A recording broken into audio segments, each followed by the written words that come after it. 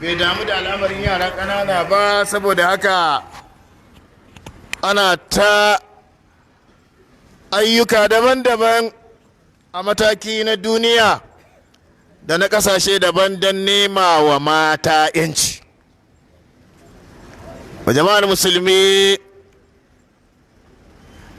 ita mace a musulunci tana da muhimmancin gaske, domin ba da muhimmancin mace ba da Allah subhanahu wa ta'ala ya halicci annabi Adamu da laka, to da bai halitta masa matarsa Hawwa'u daga jikinsa ba. Duk duniya ta yadda cewa annabi Adamu alaihi salatu wassalam na Hawwa'u ce matarsa, kuma duk duniya ta yadda cewa daga annabi Adamu da Hawwa'u muka taru muka yawa a duniyan nan. Allah subhanahu wata'ala a cikin alkur'ani ya bayyana mana cewa ya ku mutane, a'udhu billahi minash shaitanir rajim, bismillahir rahmanir rahim. يا أيها الناس اتقوا ربكم الذي خلقكم من نفس واحدة وخلق منها زوجها وبث منهما رجالا كثيرا ونساء واتقوا الله الذي تساءلون به والأرحام إن الله كان عليكم رقيبا. الله سبحانه وتعالى يا أيها الناس، ayyuwan nasu, da namiji da mace, da baki da fari, da mawadaci da fakiri, da sarki da talaka, da dogo da gajere, kowane irin jinsi in aka ce ya ayyuwan nasu ya shiga ko bai shiga ba. Akwai da zai ce shi dai ayyuwan nasu da aka faɗa ɗin nan ban da shi, ko mutum ne? a kowa ya shiga ya ayyuhan nasu ittaqu rabbakum alladhi khalaqakum min nafsin wahida. Ku ji tsoron Allah wanda ya halicce ku daga rai daya, nafsin wahida, rai daya. Ranwa ran annabi Adam alaihi salatu wassalam. Lokacin da Allah ya mulmula annabi Adam da laka ya bar shi a shekara 40, aka ce ba hura masa rai ba, aka hura masa rai, take zama ɗan adam mai rai, aka halicci matarsa daga jikin ƙashin haƙarƙarinsa. To tun da yake haka ne, wa baffa minhuma rijalan kathiran wa nisa'a, ya yada maza da yawa daga annabi Adam da Hawwa'u wa nisa'a, ya yada mata da yawa. Yanzu ka ce za ka ƙididdige mutanen duniyan nan, maza da mata kaza kaza ne, to kafin ka gama an haifi wasu, kafin ka gama wasu sun mutu, ka gare sai a kwatanta. Haka ne ko ba haka ba ne? Sai dai a kwatanta. Ko da mutanen Najeriya sai dai kwatanci faɗi, ƙidaya ta ƙarshe da aka yi miliyan 140, to ana cewa yanzu mun kai miliyan 200. Kaga ba sake ƙidayar ba, amma ana hasashe, saboda da gidanka daga kai sai matarka guda ɗaya, yanzu kuma ku 15. Gidaje masu irin wannan sifa suna da yawa, wani daga shi sai matarsa, amma su 40 ne yanzu. Saboda haka muna karuwa, duk da cewa ana mutuwa, amma karuwar ta fi mutuwar yawa. Allah ya kara mana albarka. Allah subhanahu wata'ala ya ce ku ji tsoron Allah, wattaqullaha, ku ji tsoron Allah alladhi tasaaluna bihi wal arham, wanda kuke magiya da sunansa, kuma kuke haɗa junanku da girman zumunci akan al'amuranku na yau da kullum. Saboda haka Allah subhanahu wata'ala ya yaɗa mu ga munan maza da mata. Duk wanda ka gani a duniyan nan ya zo duniyan nan ne ta hanyar namiji da mace. Ɗan adam ne, dabbobi ne, wato tsuntsaye ne, ƙwari ne, kai kowane abu Allah subhanahu wata'ala ya ce mun yi shi namiji da mace. Wa min kulli shay'in khalaqna zawjayn la'allakum tadhakkarun. Daga kowane abu mun halicci namiji da mace. Ko za ku zama masu azantuwa, yanzu wannan lantarki ba dan ya haɗi namiji da mace ba da bai haske ba. Wannan fankar da bata haɗi namiji da mace ba da bata ba da iska ba. Allah ya yi zafi, ya yi sanyi, ya yi dare, ya yi rana, ya yi sama, ya yi ƙasa da sauransu. Saboda haka kowane abu biyu ne. To jama'ar musulmi, Allah subhanahu wata'ala ya halitti mace, amma a wasu wurare mata ba sa sharewa. Idan muka duba al'ummai da suka gabata daban-daban za mu ga cewa wasu al'ummar fa mata a wurinsu sun shiga uku. Kuma wata al'ummar ba su ɗauki mace a matsayin wata halitta mai daraja wacce Allah subhanahu wata'ala ya mutunta ta ba. Akwai Igriq, Yunan, mace a wurinsu banza ce, haƙira, muhina, mace ba ta da daraja komai. Igriq ta da ana sai da ita kamar da ake sai da akuya a kasuwa, aje a kasa mata, kowa ya zo ya taya, in aka sayar maka ka biya ka ɗauka ka tafi.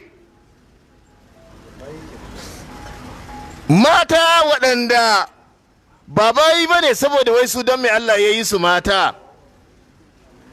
Agun Rumawa na da, mace ba ta da ‘yanci kowane iri. Za a yi ta dafa, a yi ta soya mai, ana kwara mata a jiki da zafi. Saboda me? Don me Allah ya yi ta mace. Ƙarshe a ɗaure ta a jikin wani gimshiki fila, a yi ta zuba mata ruwan sanyi, wai don me ta yadda ta zama mace. Shi kenan fa dalilin. Mace a ƙasar China ta da, Sin, ba ta da daraja, ba ta da ‘yanci. Haka mace a wurin Yahudu ba ta da mallaka, komai ƙanƙantar mallaka. Ba za ta mallaki kuɗi ba, bare gida, bare gona, bare dabbobi, bare kaza, ba za ta mallaka ba. Saboda me? Saboda ita mace ce. Haka Farisawa a da, su ma a wurinsu mace ba kowa ba ce. Jama'ar musulmi, waɗannan al'ummai ne aka yi su daban-daban, kuma dukansu sai da aka halicci annabi Adam alaihi salatu wassalam, aka halicci Hawwa'u, sannan aka haife su. To bari mu dawo jahiliyar Larabawa. Su ma Larabawa kafin zuwan musulunci, mace suna yin aure kashi iri hudu daban-daban. Wani lokaci su yi aure irin yadda ake da wali da kaza da kaza, wani lokaci kuma a je a sace mace wanda ya fi ƙarfi matarsa ce, wanda aka fi ƙarfinsa a kwace masa mata. wani lokaci mata ta zaɓi mutane guda kaza ta ce dukkan su mazanta ne, wanda ta yi ciki in ta ɗau ciki sai ta zaɓi ɗaya a cikinsu. A zamanin larabawa ƙur'ani ya yi mana bayani daga cikin abubuwan da larabawan jahiliya suke aikatawa. Idan aka ce wa mutum matarka ta haihu, sai ya ce me ta haifa. In a ce namiji, sai ya tashi ya tsaya ya ruga ihu ya yi kirari, ya faɗi kirarin gidansu, saboda an ba shi mayaƙi don zamaninsu na yaƙoƙi ne, an ba shi mai gadon gida, an ba shi wanda zai kare ƙabila, ya kare gari, ya kare al'umma. Idan aka ce mace ta haifa, sai ya ɓata rai, ya yi ta shawara a zuciyarsa, shin zai je ya kashe 'yar ne ko ku zai rike ta da walakancin haka? Domin idan mutum ya haifi mace,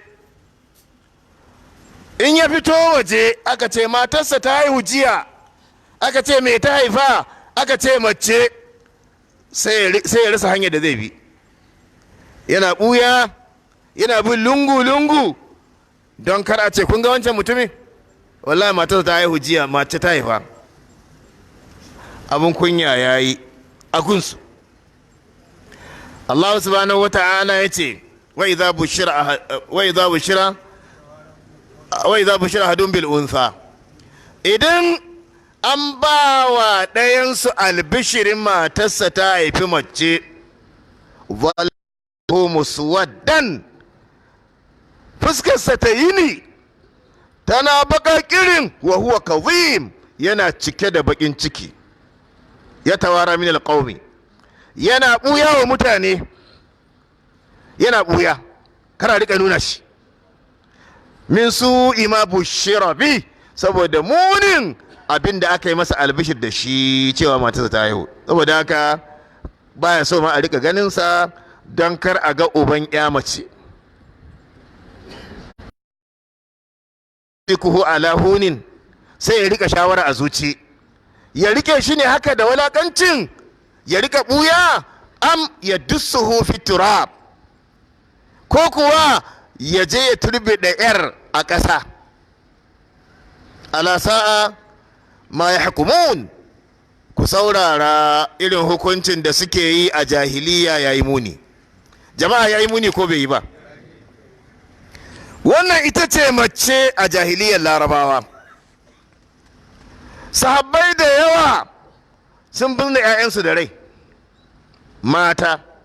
Sayyidina Umar ibn Khattab radiyallahu anhu, ku duba yanda Sayyidina Umar yake da tsanani akan gaskiya, amma a zamanin jahiliya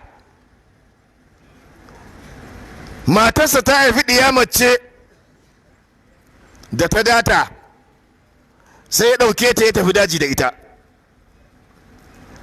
yana tona rami, ƙura tana hawa kan gemunsa, 'yar tasa tana kaɗe masa ƙurar gemunsa. Sayyidina Umar ibn Khattab radiyallahu anhu, da ya gama tona ramin, ya sanya ta a ciki, ya rufe ta da rai, ya dawo gida ya kwanta ya yi barci. Sahabi lamba ta biyu a cikin sahabbai. Shi yasa da musulunci ya zo ya ce kai, mun samu rayuwa mai kyau, amma ina tuna abu biyu, ɗaya in yi dariya, ɗaya in yi kuka. Ya ce ɗayan na dariyar shi ne, muna da dabino muna daka shi mu mai da shi kamar yadda ake yin biredi da fulawa sai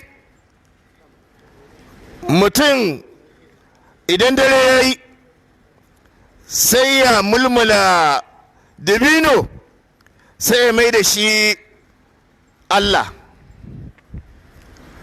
Idan zai kwanta sai ya ɗauki wannan dabino a matsayin Allahnsa, sai ya sanya shi daidai kayinsa cewa kafin gari ya waye ka kare ni. Idan gari ya waye Allah ya kare shi, sai ya gutsuri hancin dabinon ya ci, in an jima ya cire hannu ya ci, in an jima ya gutsure kayin, har dai ya cinye wannan dabino a matsayin Allahnsa da ya kwana ya kare shi. Ya ce in na tuna wannan sai in tuntsire da dariya, ce jahiliya ba kyau. Ɗaya kenan. Na biyu ya ce ɗayan da nake kuka ɗiyata ce mace, na tafi da ita daji, na tona rami, ƙura a gemuna tana kaɗe min ƙura, na gama tona ramin na ɗauke ta na sa a ciki na binne na dawo gida na yi barci. Ya ce sai ta kuka. To kaga idan sahabbai masu girman daraja irin Umar ibn Khattab radiyallahu anhu yayi irin wannan, ina da sauran wanda kaga bai binne yar ba a zamanin jahiliya, to bai samu ya mace bane. Amma da musulunci ya zo kuma a wancan lokaci idan mutum ya mutu ya bar mata, da yake a zamaninsu matan da yawa ake yi, ko da yanzu ma akwai wanda za ka ji matansa dozin guda, ba taba ji ba. Kaga wannan jahiliya ce. To zamanin wancan jahiliya sai su yi matan da yawa, kuma idan mijin ya mutu sai ‘ya'yansa maza, muna ji? ‘ya'yansa maza sai su gaji matan ya dukkaninsa, wanda ba za su gada ba, kawai ba za a gaji uwarka ba, amma wani ɗan zai gaje ta. Za a rarraba, mutum ya zauna da ya dukkaninsa a matsayin ya gaje su saboda babansa ya mutu a jahiliyar larabawa. Sai da Allah subhanahu wa ta'ala ya zo ya ce ya ayyuhal ladina amanu la yahillu lakum an tarithu nisaa karha. Ya ku wanda kuka yi imani da Allah, baya halatta gare ku gaji mata tilas.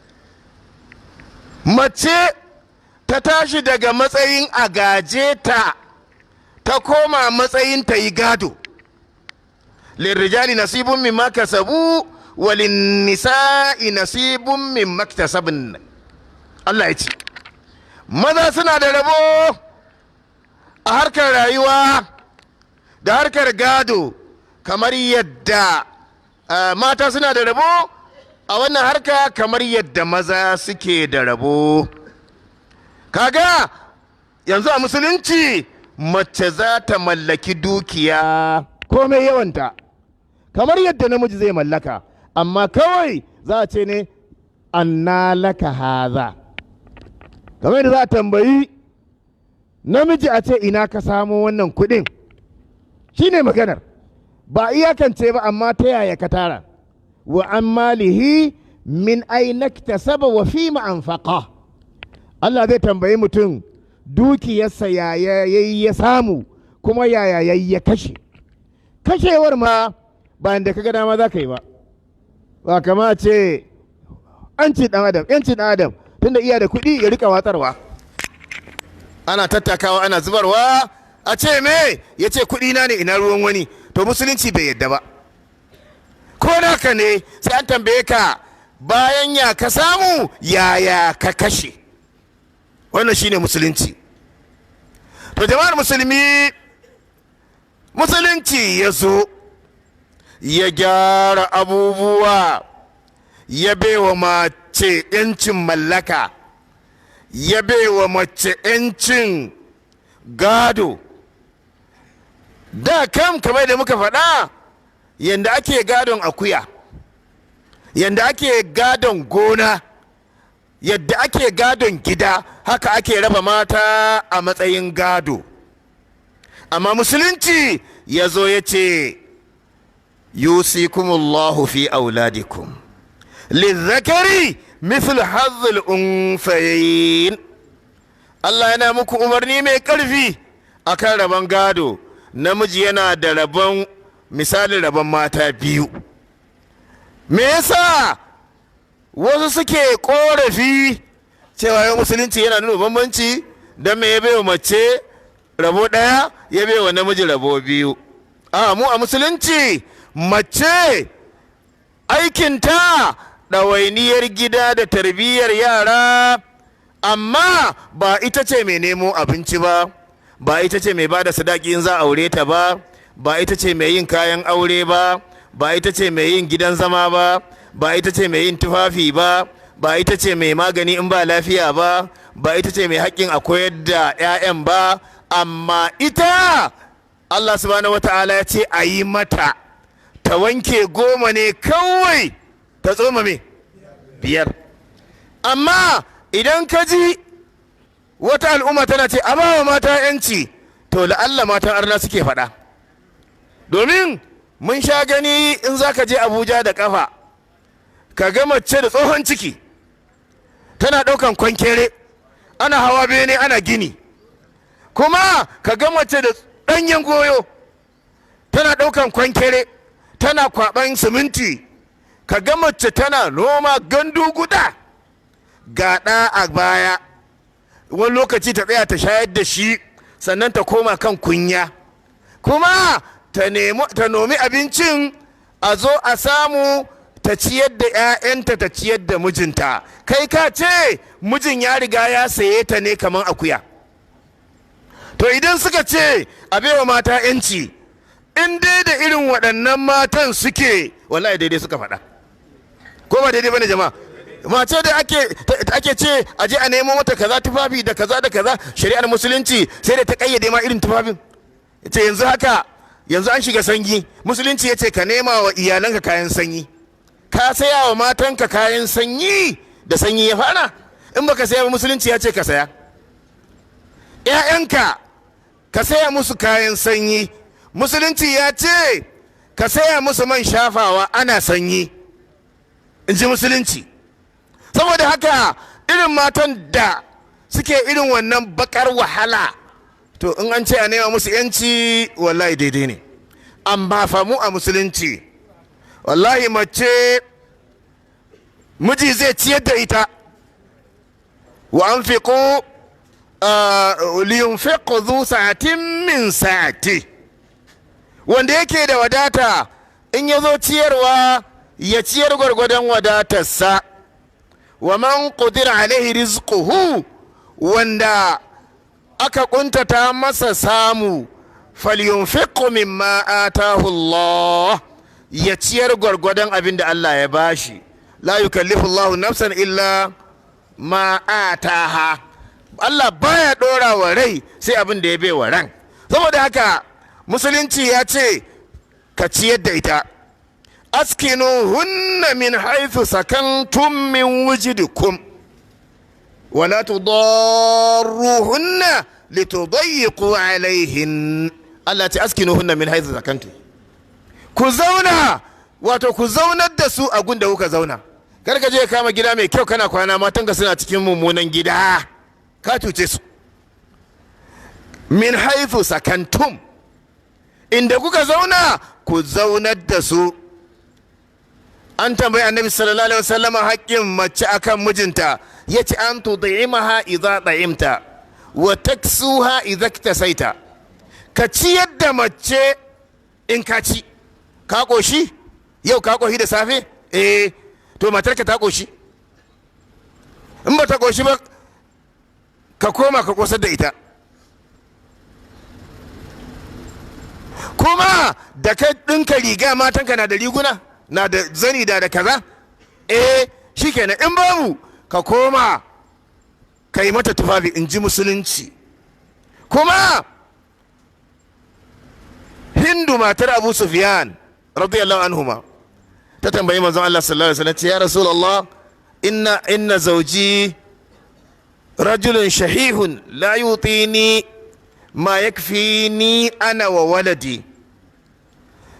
Mijina yana da rowa, baya ciyar da shahihun shine rowa, wadai da gaske, baya ciyar da ni abin da zai ishe mu da ni da ƴaƴana. Annabi sallallahu alaihi wasallama yace to ga inda zaki, khudhi ma yakfiki wa waladaki bil ma'ruf, ko bai sani ba ki ɗauki abin da zai ishe ki da ƴaƴanki ba da barna ba.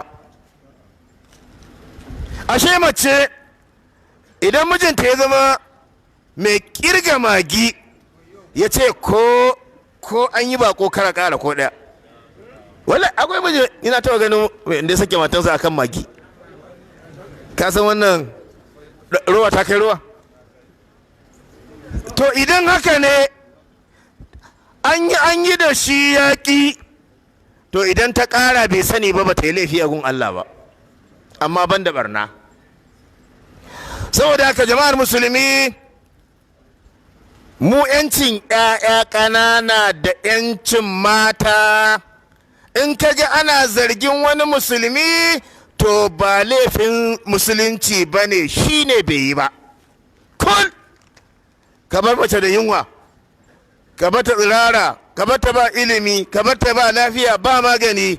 Musulunci ya hana wannan, kuma musulunci ya baiwa mata damar ta yi aiki da ya dace da irin yanayi irin nata. Wallahi a Amerika wata rana ce yancin mata sai aka ce a ɗauki mata sojoji, da kansu suka ce yanzu an gano cewa mata a soja ba sa taka rawa mai kyau sai a ofis. Wai a ofis, soja a ofis, so soja a ofis wai nan ne suke taka rawa. Na ce to a je filin daga mana, a ba ta katafila da wannan mota tankin yaƙi, a hau sama da jirgin sama a yi yaƙi. Saboda ƙarya ne, wallahi ba ɗaya ba ne. Na taɓa samun, Allah ya sawaƙe, wata 'yar sanda ta tare a taɓa cikai da ya ji haushi, ya san wasu ba da tarbiyya, da ya shara mata mari sai ta jefar da bindiga, ta ce wayyo Allah, da ce akin banza ake mafi. Assalamu alaikum wa rahmatullahi ta'ala wa barakatuh.